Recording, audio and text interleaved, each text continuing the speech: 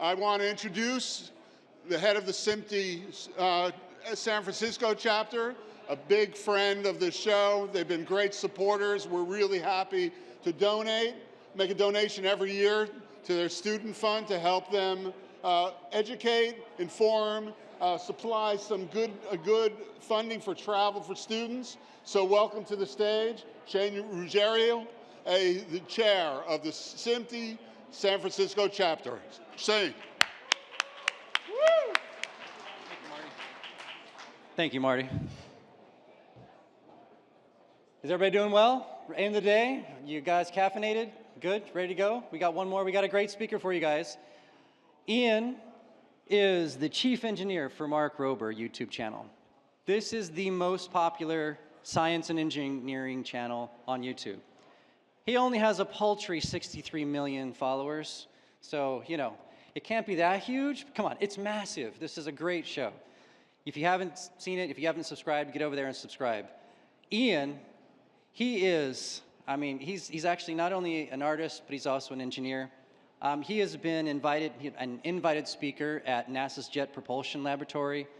His personal work, it not only blends art and technology in creative themed ways, but he gets to create very cool, interesting things, such as a real-life Mario Kart game, like real life. So if you haven't seen that, you gotta talk to him about it. It's very, very cool.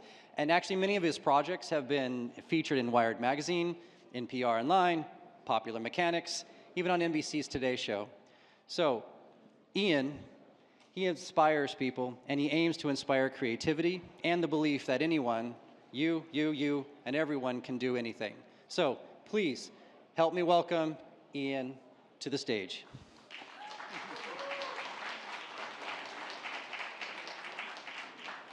Hi, everybody. My name's Ian Charnas. I want to give a special welcome to any SMPTE students that may be in the audience. If you're a SMPTE student, could you maybe say, shout, scream a little bit? Yes. Thank you. I have two now. Which one is armed? All right, we're going to guess this one. That's wonderful. It's good that you come out. Some of you may be at that point in your career. It's a lovely point where you take a moment and you pause and you think to yourself, oh my God, I'm about to graduate. What am I going to do? Well, the future is pretty bright for you. There are more options for you than there ever have been in the history of SMPTE.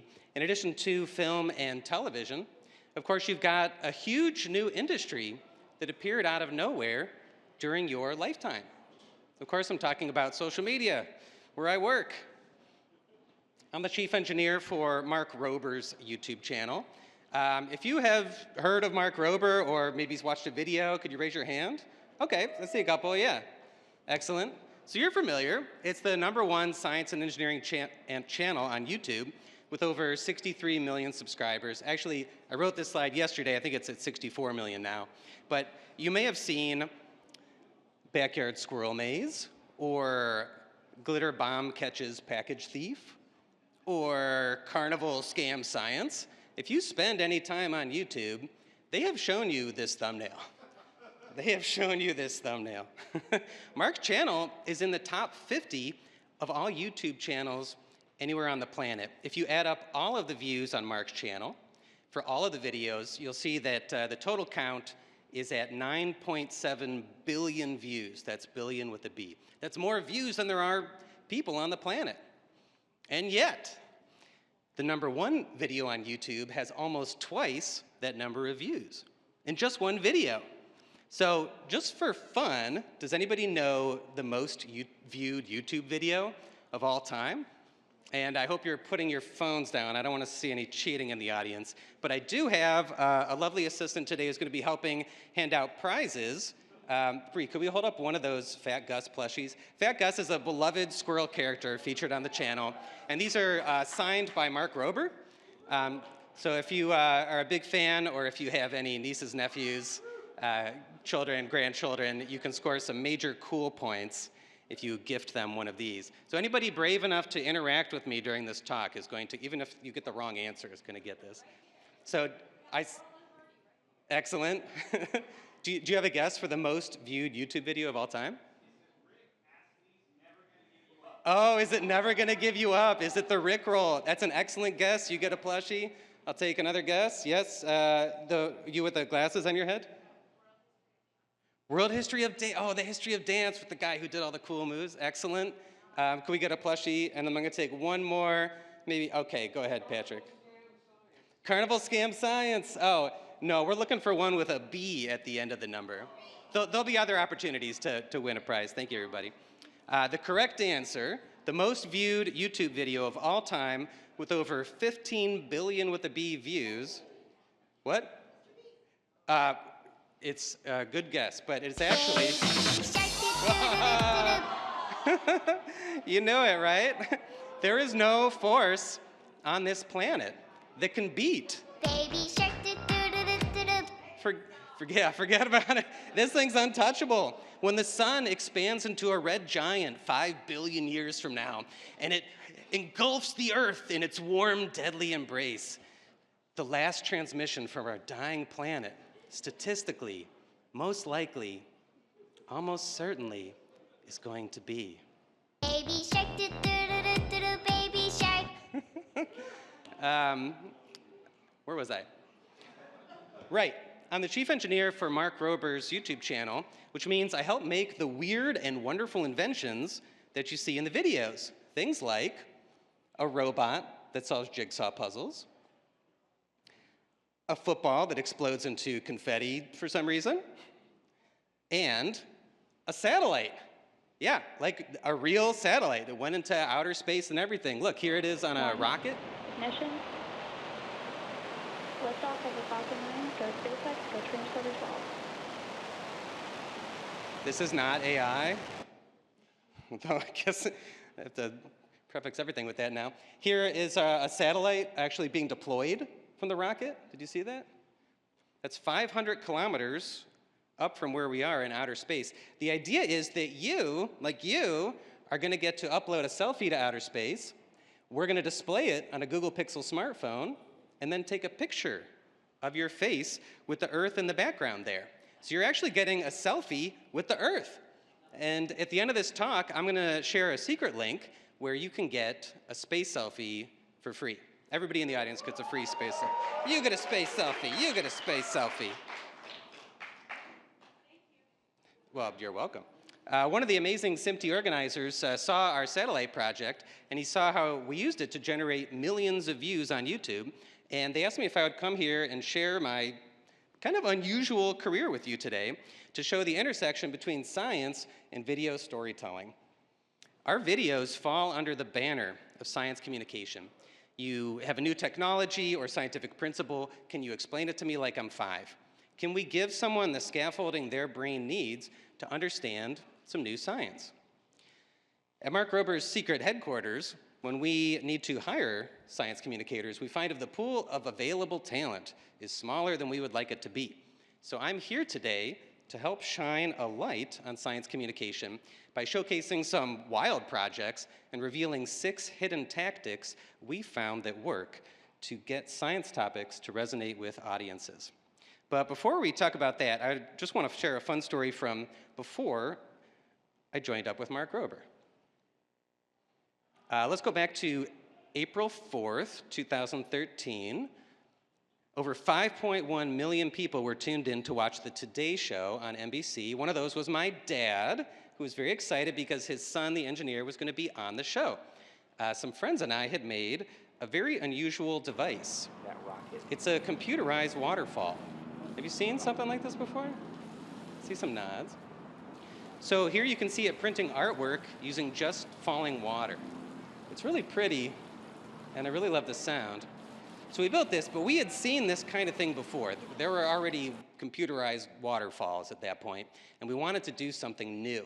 So we did the least obvious thing we could think of. We added a swing set to it. Right? It's the internet.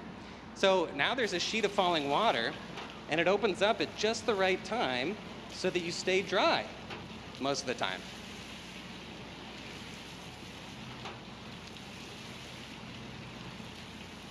This video went viral, and we were invited to bring this onto NBC's Today Show. Now, it takes a full day to set this thing up, but NBC could only give us 5 hours. So at 2 in the morning, our truck pulls into NBC's New York studios at 30 Rockefeller Plaza, and we just went into hyperdrive. The 7 a.m. showtime kept getting closer and closer as we assembled an 800-pound steel frame. We built a 600-square-foot recirculating pool. I wired up all 768 solenoid valves. The sun was starting to peak up over the horizon, and we were still working and working and working. When we finally told the producers that it was ready to go, we had like 2 minutes left before our segment, but we were ready. Over the radio, we heard the showrunner getting ready to switch the segment over to our live feed. We were ready. And then, 36 seconds before we were scheduled to go live, the producer leaned over to me and said, "Hey, can you make it spelled drench Matt?" Matt's one of the hosts of the show. I didn't even have time to verbalize a response. I just nodded, opened up a terminal window on my laptop here, and started typing as fast as my sleep-deprived fingers could handle it. I had 36 seconds to change the software for this thing so that it would print out drench Matt. I was still typing when I heard the camera operator start counting down 3, 2, and then I hit enter. I had made my changes, but there was no time to test it. We were now live. 5.1 million people, including my dad, were watching, the most important one. And I looked at the waterfall, the computerized waterfall swing set we had built, and nothing was happening. And I panicked. I took a deep breath, but by the time I had exhaled, I heard something. I heard water start to come out of the swing. And I saw it spell out, drench Matt. And I was so relieved. We had did it. The code change worked. My hope in sharing this story, and my hope in being here today, especially for the students in the audience, is that one of the tools that we're going to share in this talk is going to help prepare you for your own sudden death overtime moment when you have to get something done under the gun. You know, years ago, I shared this story with a high school science fair in Massachusetts. I forget how I ended up there. And I brought up this slide. Don't worry, I'll explain it. These are the equations we use to figure out what size water pump to buy. So if you look at the bottom, it says 31 gallons per minute. That was the answer we needed. And what I was trying to get across to the students was, hey, do you see this? Are you familiar? It's the factor label method, just like you used in high school. And there's those times in high school, I wanted to tell them, by analogy, that you say to yourself, or maybe you say out loud to your teacher rudely, when am I ever going to need to know this? And I wanted to say, well, if you want to build a computerized waterfall with a swing set attached to it, you're going to need the factor label method. And I was just getting these blank stares, and I couldn't figure out why. I mean, this was a high school science fair. They had done unit canceling before. It's kind of first day for them. They learned that. But eventually a teacher leaned over and explained to me, they just call it something else. They call it dimensional analysis. And apparently every school in the world calls it dimensional analysis, but mine chose to call it the factor label method. And I could have saved myself from that embarrassment if only there was a website where you could just go and look up what's the most common way to say these things, right? And it turns out that website exists. And we use it all the time. And so for prize round number 2, if anybody knows, oh, wow, you already know my question. Google's a good guess. You get it. It's not the answer, but you get a prize anyway. Well, you already guessed. ChatGPT. Let's give him a prize, and I'll take one more guess. You there? A textbook. You get a prize for sure. The answer is, oops, here we go. The answer is Google Trends. Google Trends. Have you used this? Yeah, Google was one of the words. This is a website where you can compare the popularity of, say, Mark Rober with the popularity of maybe Baby Shark. And we can look not just at the US data, but we can look worldwide. And we can look at here we go. And then we could look at not just the past day's worth of data, but all of the data they have. And look at this. That red line is Baby Shark. Do you see it trending downward? Do you notice us barely trending upward? It looks, if you do the math, and I did, in about 5 years, we're going to overtake Baby Shark. Yeah. You hear that, baby shark? We're coming for you.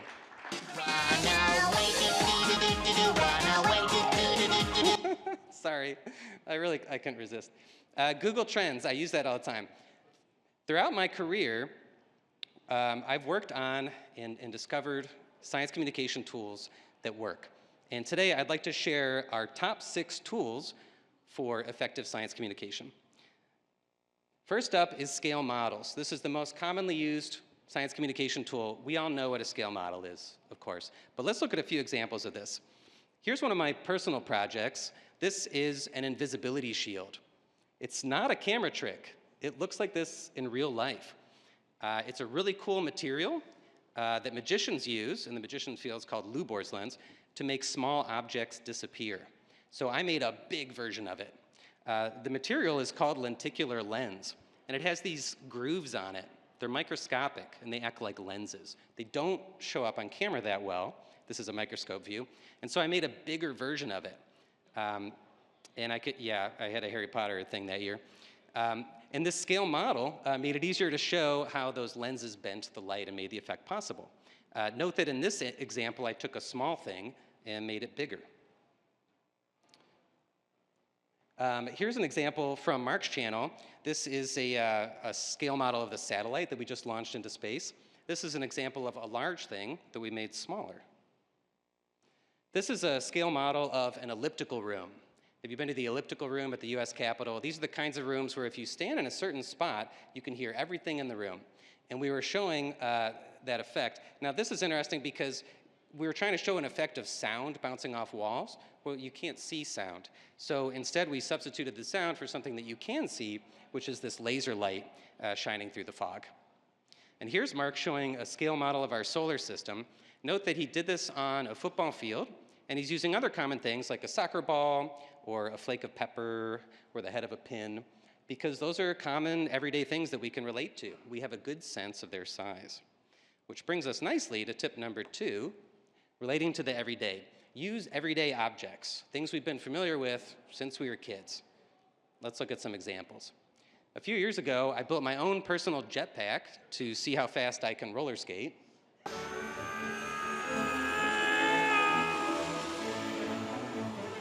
Speed sensor says 17 miles per hour. Yeah, that's not bad, but then I had some roller derby players try it. Yeah, buddy. I like this.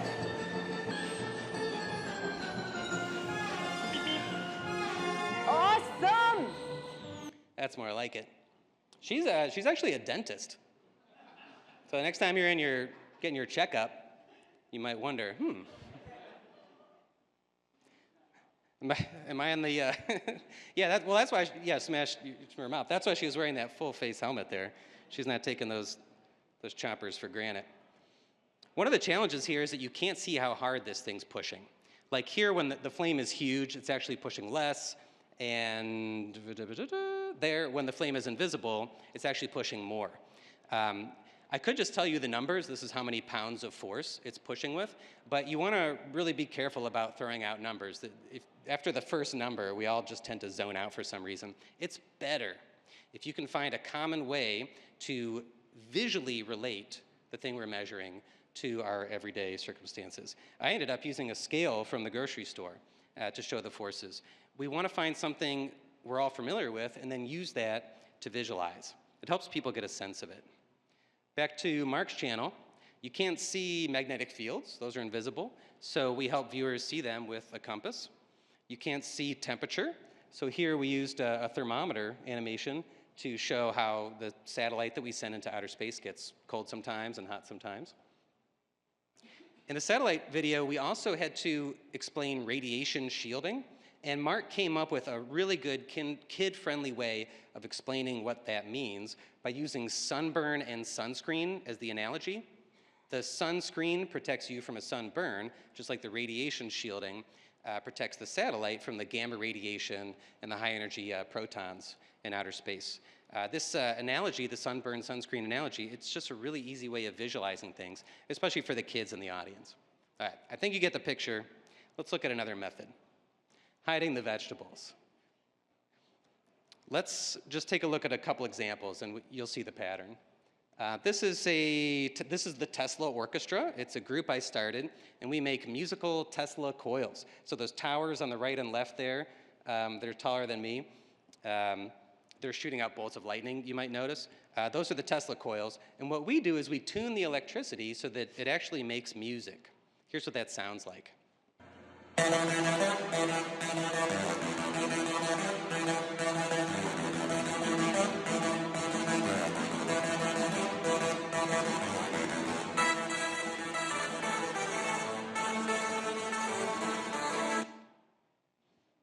So I'm not sure if you can tell, there's no speaker that the music is coming from.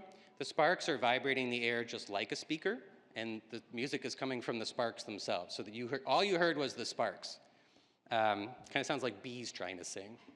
I also have a special metal suit that I can wear, and that allows me to perform with the lightning bolts and interact with them and not, perish.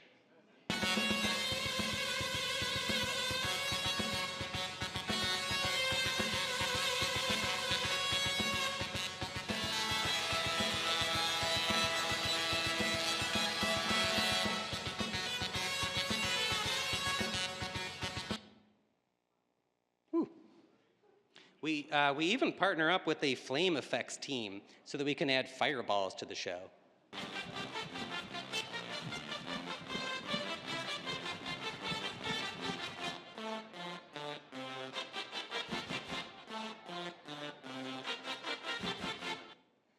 So, oh, thank you. At this point, you might be thinking to yourself, this looks like it's leaning pretty hard on the entertainment side of the scale. Like where's the educational aspect? Fair point. I like how Mark talks about his North Star. He says that he wants to share the message, get the message to as many brains as possible that science doesn't have to be boring or hard. And about that boring part, there's something about watching the raw elemental forces of nature, like lightning and fireballs, that just draws us in. It might be an instinctual thing, I'm not sure. But let's put it this way. On YouTube, you could put out a video about a new treatment for cancer, and it gets a couple thousand views. But if you put a toilet in a parking lot and you blow it up, 7.3 million views. I think we could have expected that. So naturally, on Mark's channel, you're going to see a lot of explosions. These scenes keep our viewers motivated for the explanations of how things work. We sort of hide the educational concepts, of course they're the vegetables in this analogy, between the really fun scenes that keep us just wanting to see more, that keep us tuned in, that keep us from clicking away to the never-ending stream of distractions that surrounds us in the window. Similar to hiding the vegetables is a pattern that I call find the fun, right? So instead of just putting fun things before and after the educational stuff, can we make the educational stuff itself more fun? This was a personal project of mine to make a real-life Mario Kart. I wanted to show what augmented reality glasses can do. This uses the Microsoft HoloLens. So in this game, you're driving real go-karts, and if you get a speed-boosting power-up, well, the go-karts are electric, so it can make your go-kart go faster. And if you run into an obstacle, again, the go-karts are electric, so it can make your go-kart stop. So it's super fun. I love that pizza, man. The demos I had seen at that point, which was 7 years ago now, of augmented reality were mostly static views of people kind of gathering around a really cool and interesting at the time 3D model, but I knew it would be a much more fun way to talk about augmented reality if we used it in a go-kart game. Find the fun. Here's another personal project where I wanted to talk about how radiation works. Not a lot of people want to click on that video, but they clicked on this one where I made a nuclear-powered Game Boy. Find the fun. It was very safe. My dad said I could. Simplify without oversimplifying. We frequently need to swap out scientific jargon with words that the rest of us can understand. But we do need to be careful with this. Let's look at a few examples. First, just as a bit of history, my whole life I've been making weird things. I think that's why Mark hired me. And before I joined up with him, I got hired by my old university. They wanted someone in the creative science and engineering world to help build a makerspace. I said, I'd like to do that. So we started in a small 2,500 square foot space, and over time expanded it into its own 50,000 square foot building. That's what you're looking at here. It's actually the world's largest free public makerspace. It's at Case Western Reserve University, which is an R1 research school. Sorry, where is Case Western Reserve University? It's in Cleveland, Ohio. That's. I went there. Yes. You get a prize. Come find me after the talk. So R1 Research University means that in the Andrew Carnegie system, that you're sort of at the forefront of research and innovation. And I often saw opportunities to simplify the way that people talked about those research projects. What do I mean by simplify? To illustrate that point, let's look at the title of a research poster that I saw during a research showcase there. Gallium nitride semiconductors and novel switching power supply feeds parallel gradient coils. Yeah, does that make sense to you? No. Does it tell you what the researcher made or like how this would be used by society? Not too much.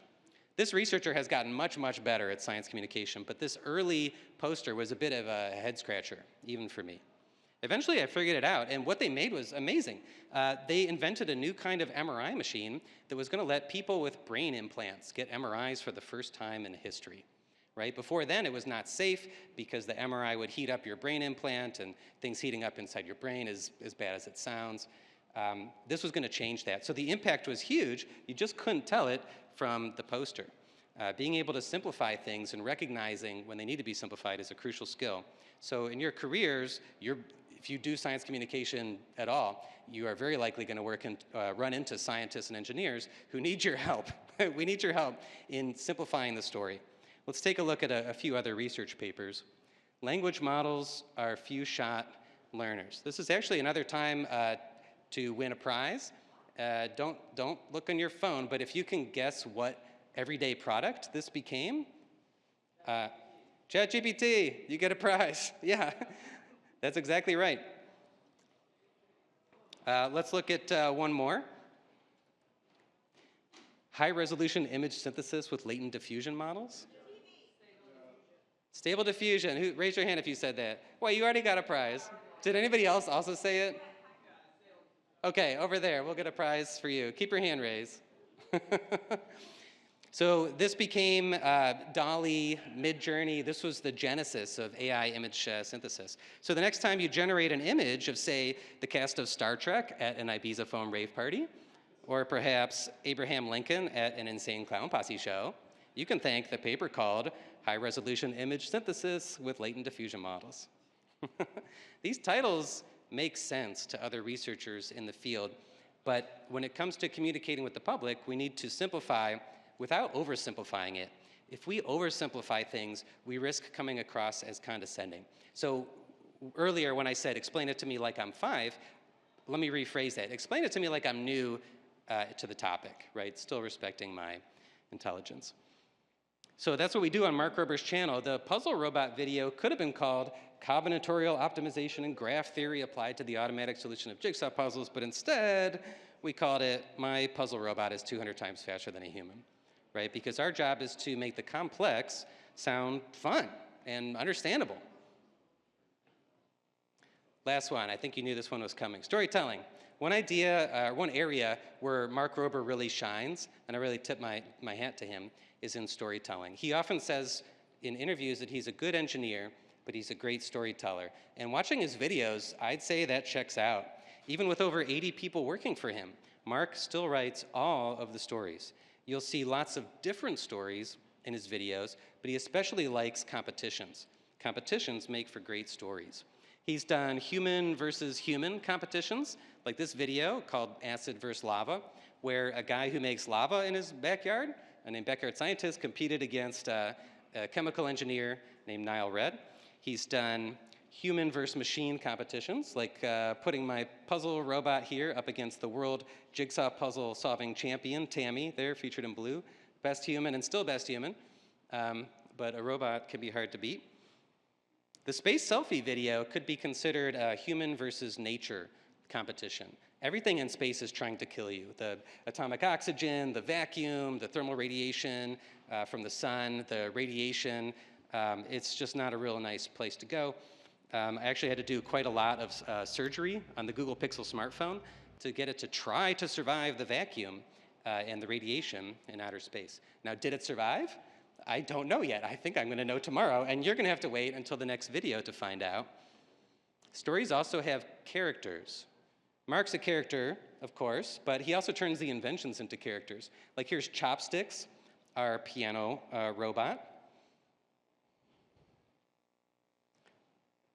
And here's Rocky, our rock, paper, scissors robot. Poor Mark, never wins against the robot. And here's Jigsaw, the puzzle-solving robot. The googly eyes really sell the idea that these are characters and not just machines. And last but not least, here's our satellite, Sat Gus. This is named after the squirrel character from the Backyard Squirrel Maze video called Fat Gus. And she's appeared in several videos. Now, if you want our satellite to take your selfie with the Earth, Google is offering a free voucher if you sign up for their email list. You can do that and get a free space selfie here at this QR code on the left. Alternatively, you can get a free space selfie by donating to help an underprivileged kid get a free Crunchlabs build box. I know some of you are familiar, but these are the kits that we make to help get kids excited about science and engineering. You can sponsor one and get a free space selfie at this other QR code on the right here. I'll give you one more second to get the QR codes, and then if you didn't get it, you can come find me after the talk. I don't know how to go back on this. It might self-destruct. Just come find me after the talk.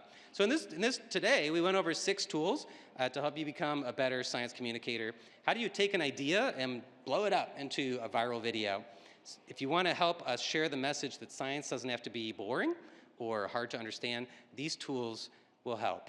And with that, It's the end to do-do-do-do-do.